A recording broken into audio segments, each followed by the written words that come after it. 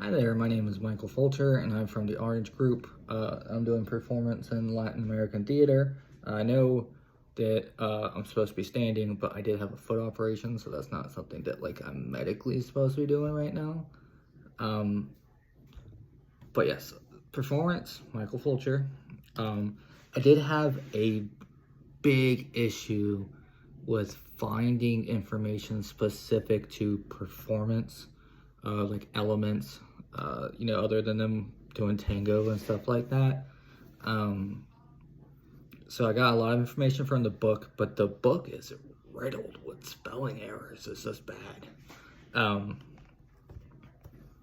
so the information that is quoted from the book is quoted directly from the book, and I did not spell check or do anything like that because it's a direct quote. But according to our book, the performativity of Latin American cultural practices date back to Mesoamerican Mexico, Aztec, Maya, and Incan civilizations to practice diverse performances such as the rituals that marked Aztec human sacrifice to the gods, Incan festival parades with the divine deceased, and the Mayan Rabbanai Achai. General Chico plays are generally one-set satirical comedies with dance that stage the realistic lives of local people. And the Arpejos and Arpejas, the Grotesco Criollo play became popular in Argentina, influenced by the Italian grotesque playwrights such as Luigi Pirandello. And if you can't tell, I have no Spanish speaking ability at all, so this was not the group for me. And the Grotesco Creole plays staged a horrible truce of impoverished and oppressed immigrant communities, grotesquely into immigration policies of the day. And that is ultimately where a lot of the Italian and European influences in Argentine theater came from, was immigrants and immigration. Another thing that was really interesting about Argentine theater is that by the end of the 1980s, Argentine theater had been so political that many artists and audiences didn't want to relive everything that happened. So it took a bit of a lighter turn. So many plays are more lighthearted now.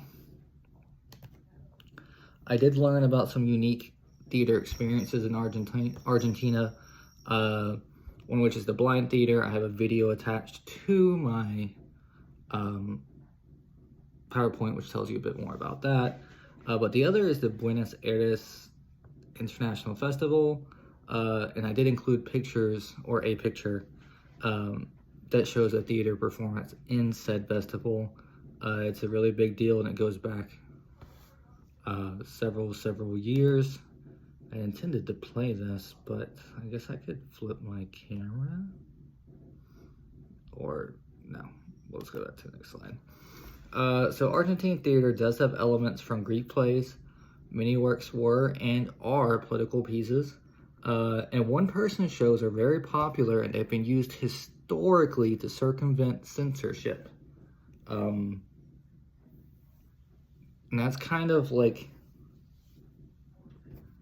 from the early 80s and before is when that was taking place.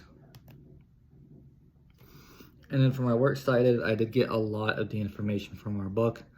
And another book that I found, it was the World Encyclopedia of Contemporary Theater.